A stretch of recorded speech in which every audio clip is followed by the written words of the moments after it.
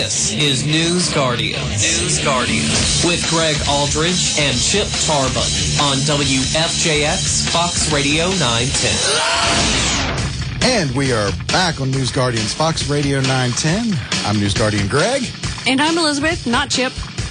No, Chip is on assignment this morning, so we have News Guardian Elizabeth here with us, and we're so happy about that. And we're also very happy to have 9th District Congressman Morgan Griffith here. Good morning. How are you doing? I'm doing well. Glad to be with you this morning. Thank you. Thanks for coming. We had the press release that you sent out about the Legitimate Use of Marijuana Act sent to us in Reddit, which medical marijuana, which I found extremely interesting. So I would love to have you give us kind of a background on what this is about and what it would do. Well, what it's about is making sure that patients who need to use marijuana in a medicinal fashion, not the California method of it makes you feel good, you can just get a note on the beach somewhere and go off and get you some marijuana, or one of the Colorado options, but a legitimate medical need that doctors can prescribe it without having to worry about federal law. When they passed the laws in the 1970s, in fact, in 1970, marijuana was a Schedule I, listed as a Schedule I drug. It still is. That means it can never be used for any purposes legitimate, even if they're legitimate. So we're using, barbiturates, we're using opiates like hydrocodone for medical reasons, and yes, there is some abuse of those, as you would expect. But we use those for legitimate medical reasons. But the policy of the federal government has been that you can't use marijuana even for legitimate medical reasons. As early as 1979, the Virginia legislature, not known as some hotbed of liberalism, particularly not in the 70s, 80s, and so forth,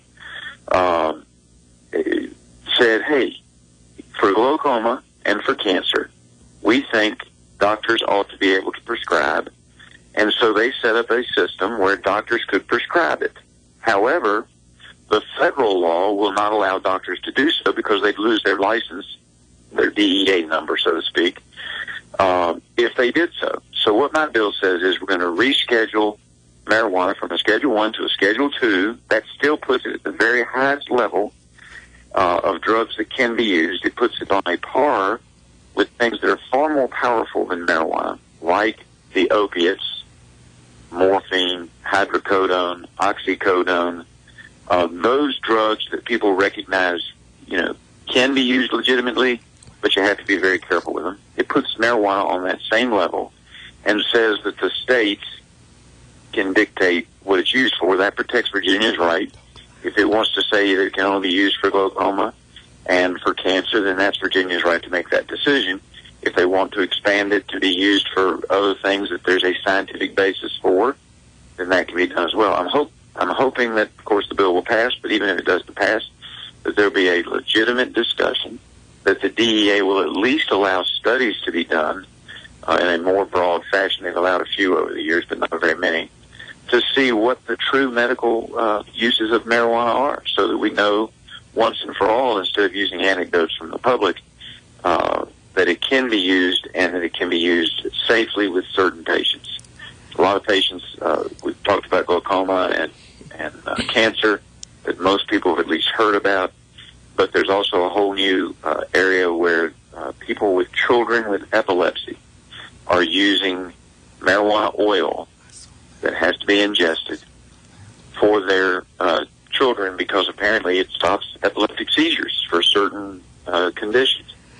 Congressman, obviously... I'm not a doctor, so I'm not going to tell you that I know how all that works, but I will tell you that doctors ought to be able to make that decision, not, an old country lawyer from Southwest Virginia. Doctors ought to be making that decision. Obviously, according to, reading your press release and listening to you, this is something that you have been researching and concerned about for quite some time. Why are you bringing up this bill now? Well, it's one of those decisions that sometimes in life you have to make. I, of course, was on the state level and didn't have any authority until about 3.5 years ago at the federal level. I wanted to make sure, although I've been working on this for some time and have been supportive of it, I wanted to make sure that before I introduced a bill that people understood in Washington on the committees and so forth that I'm a serious person who thinks about these issues and I just don't throw a bill in willy-nilly. And so I calculated that, and hoping that somebody else would introduce it and I could just be a co-sponsor, I calculated that two things. One, I've been on the committee long enough now that I think folks up here realize that I'm a pretty serious guy when it comes to putting in legislation, that I want the law to be right and that I want it to make sense. And two, I got to one of those points where if nobody else is going to do it, who's going to step up? Well, I wasn't elected to be somebody who just sits around and casts votes on other people's bills. I was elected to be a leader. And I felt like, okay, Morgan, this is something that I've had a public position on since the 90s. If I'm going to be a leader, it's time to step up to the plate, even though there will be people who will misunderstand the bill and think that I'm for recreational marijuana, which I have never been for. But it's time to step up and take a leadership role on this issue. Well, in your press release, you I guess you have a personal story of a connection to this issue. Could you talk about that a little bit? Well, it's a story that every time I tell it, I get chill bumps because it's all true. Long before I was in politics, I knew of a gentleman who was passing away. One of his friends was a friend of mine, and he told me the story that in his dying days, he was trying to spend more time with his young child. And the doctors at a local hospital put it into the notes. Nobody from the hospital goes into this man's room between 11 and 12, and his lunch will arrive at 12. And what would happen was his friends would smuggle in the marijuana.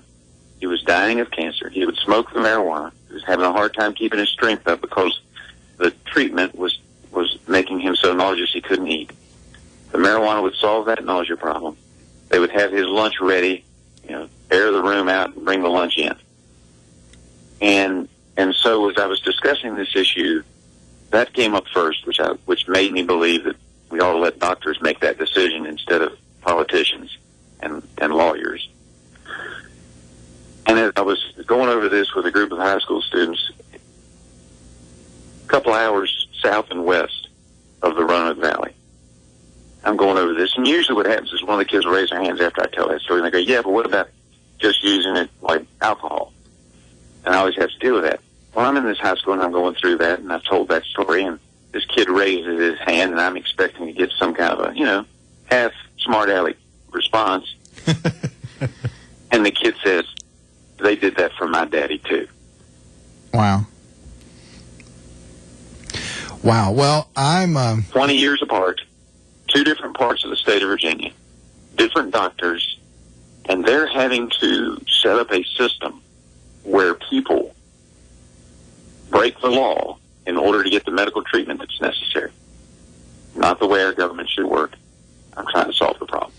No, it's definitely not. Well, thank you again for coming in this morning. We appreciate it, Congressman Griffith, very much. Thank you, and have a great day. Oh, you too. Good luck with the bill. Thank you. Thanks. And we are going to go to break. It's great to have 9th District Congressman Morgan Griffith here with us. And it's a very interesting topic. It is, and the stories that he tells about this. I never really thought about this issue in the context of doctors having to, under the table, break the law to be able to take care of patients in the best way that they can. That's well, right. And approaching this subject from the form of actually getting a prescription. To have this, there are many prescription drugs, as he mentioned, that are abused by people, and that is illegal, and there are ways to enforce these laws. But yes, this is a drug that could have many good benefits for many people, and I believe that there should be options to explore those possibilities. Just in case anybody out there listening is unclear, we have a bias. Yes, I would support this bill as it's written. I've read the whole bill. It's very simply put, and and it's very straightforward, and it's exactly as the congressman said, for medical purposes only, by prescription, by a doctor.